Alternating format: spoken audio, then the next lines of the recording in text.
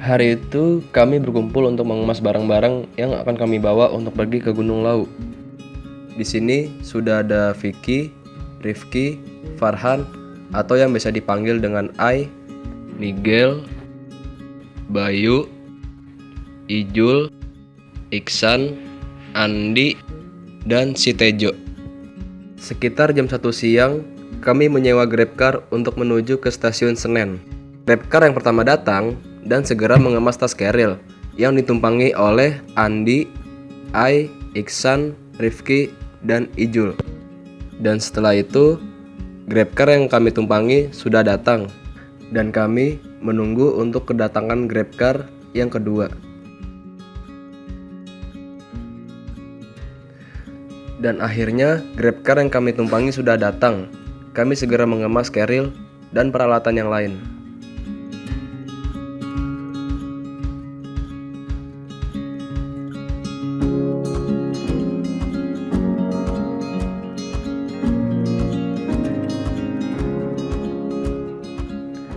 Kami tiba di stasiun Senen jam setengah 4 dan segera untuk menyusul yang lainnya menunggu di sana.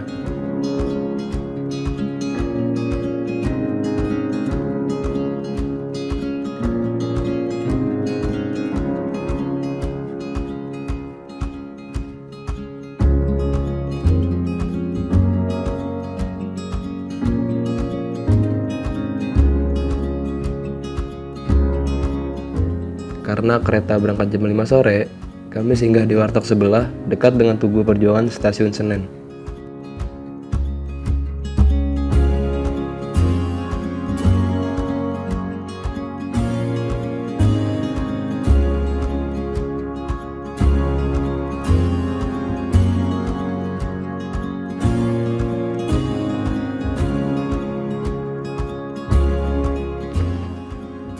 Tiba di stasiun Solo Jebres dengan muka sedikit ngantuk sembari menunggu kereta selanjutnya yang ditumpangi oleh Tejo.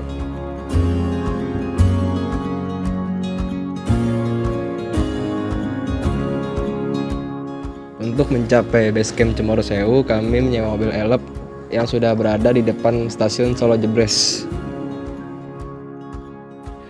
Jarak dari stasiun Solo Jebres ke base camp Cemoro Sewu itu sekitar 1,5 jam.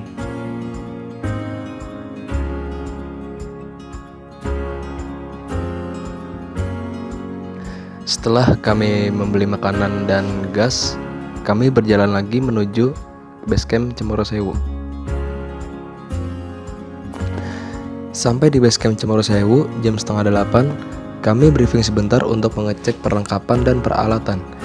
Tiket untuk masuk ke Cemoro Sewu seharga 15.000.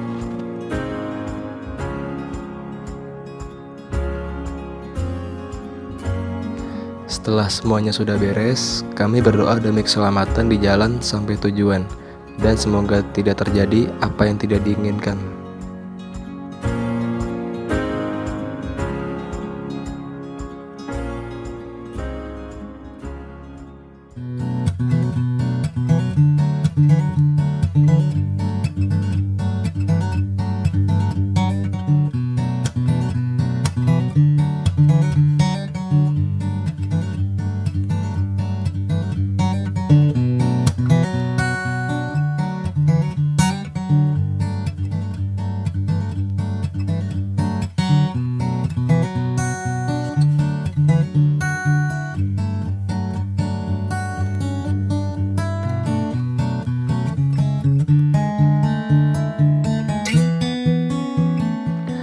Tiba di seperempat perjalanan menuju pos 1, kita singgah sebentar istirahat di pos bayangan ini dan gak sengaja bertemu dengan pendaki lain yang kebetulan juga ia dan kawan-kawannya lagi istirahat.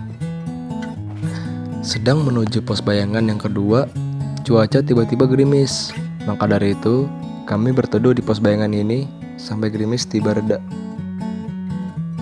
Nah, di pos bayangan ini adalah tempat di mana mata air itu berada di pojok kanan dekat pos bayangan, dan mata air gunung ini bisa langsung diminum tanpa harus dimasak terlebih dahulu. Pertama kali saya merasakan air mata gunung itu, rasanya lebih sejuk dan lebih segar.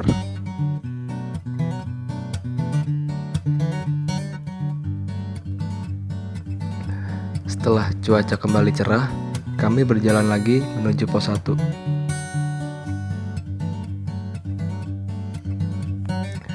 Dari pos Bayangan menuju pos 1, jaraknya sudah agak lumayan jauh.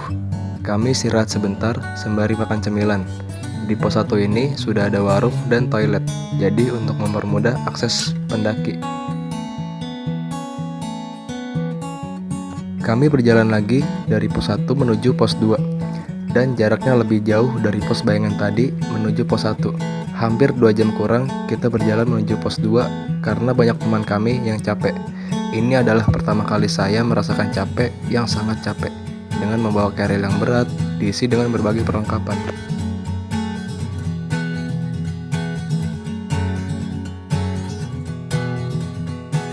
Tiba kami di pos 2 dengan rasa capek yang sangat luar biasa. Akhirnya kita terpaksa untuk ngecamp di pos 3. Tadinya mau ngecamp di pos 5 karena jarak pos 5 dekat dengan summit.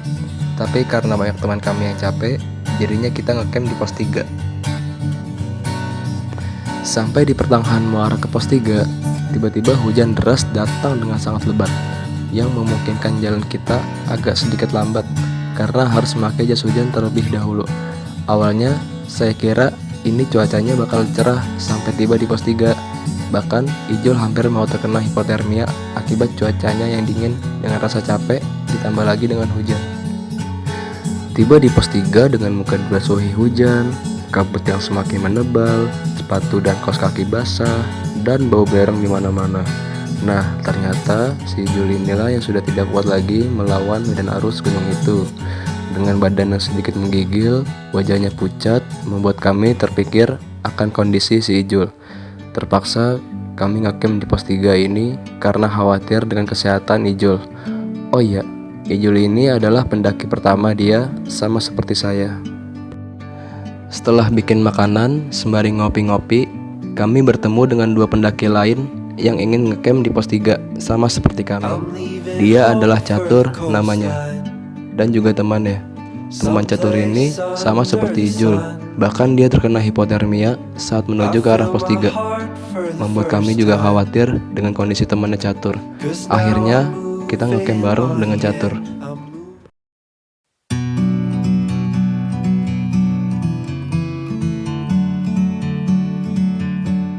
Begitupun dengan saya yang baru pertama kali menaiki gunung, membuat saya terpikir, ini sih saya sudah nggak sanggup berjalan lagi.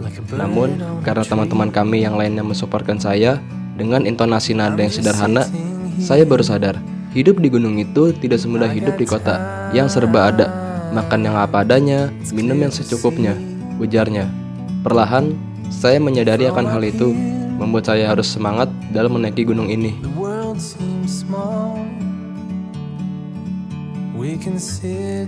Sekitar jam setengah 8 kami beristirahat karena esok paginya kami akan pergi ke summit. Jam setengah 5 kami berangkat menuju puncaknya Gunung Lawu. Kondisi Ijul ini sudah tidak bisa dipaksakan lagi menuju puncak. Akhirnya terpaksa Ijul beristirahat di tenda bersama Catur dan temannya Catur.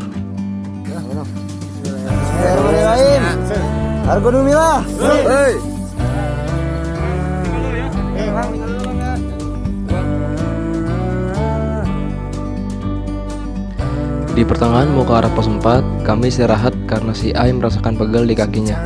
Di kala pagi itu, oksigen yang kita dapat cuma sedikit. Hanya ada suasana dingin, ditambah aroma belerang yang begitu menyengat. Makanya kami banyak istirahat karena kurangnya oksigen. Trek dari pos 3 menuju pos 4 lumayan menguji mental dan adrenalin. Tidak ada landai sedikit pun, yang kita lalui hanya nanjak, dan nanjak. Sedikit membahas, untuk trek normal Cemoro Sewu sekitar 7 jam untuk sampai puncak. Baru saja mau ke arah pos 4, di situ gumpalan awannya begitu jelas dan terlihat sekali gunung di sana. Sungguh, ini pertama kali saya melihat view awan di atas ketinggian 2000 meter. Saya merasa kagum karena indah sekali. Kalau saya pikir, ngapain ya keluar negeri kalau di Indonesia masih punya banyak sekali keindahan alam dan flora fauna yang lebih menakjubkan. Forever free.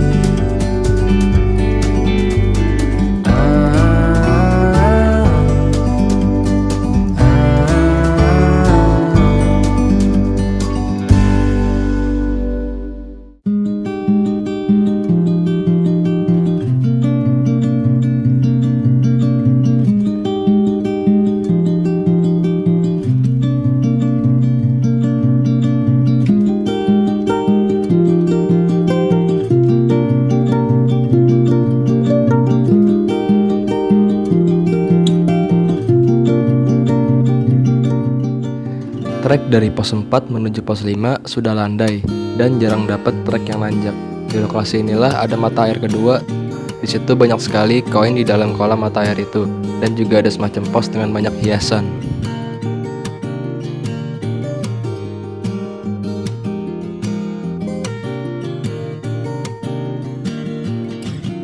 Setelah sudah mengambil air untuk perbekalan di atas, kami segera melanjutkan kembali untuk mencapai puncak Hargodumilah. Trek dari pos 5 menuju puncak sudah cukup dekat. Jalannya sedikit nanjak pada saat mau ke puncak.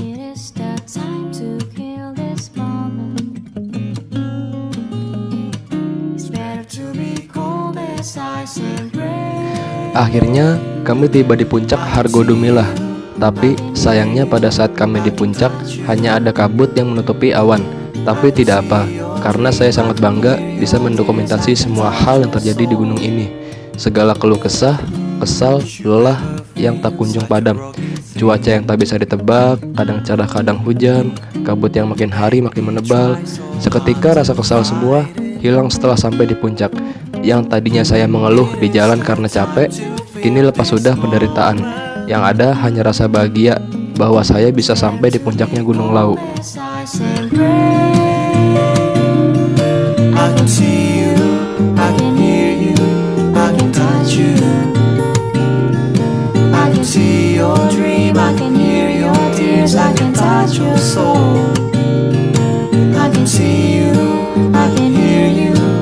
Setelah berfoto-foto di Tugu Hargodumilah, kami tak lupa untuk mampir ke warung di atas awan, warung tertinggi di Indonesia, yaitu Warung Boiem. Warung Boiem ini berdiri sejak tahun 1980-an. Warung Boiem ini berada di ketinggian 3150 mdpl atau hanya selisih 115 mdpl dari puncak Gunung Lau. Bayangkan rumah makan yang sudah ada di Gunung Lau ini memiliki dekorasi artistik. Warung makan Boiem hanya berdinding kayu tanpa hiasan atau cat dinding berwarna. Boiem mengaku hanya sekali dalam setahun turun gunung untuk pulang kampung, tepatnya ketika musim lebaran tiba.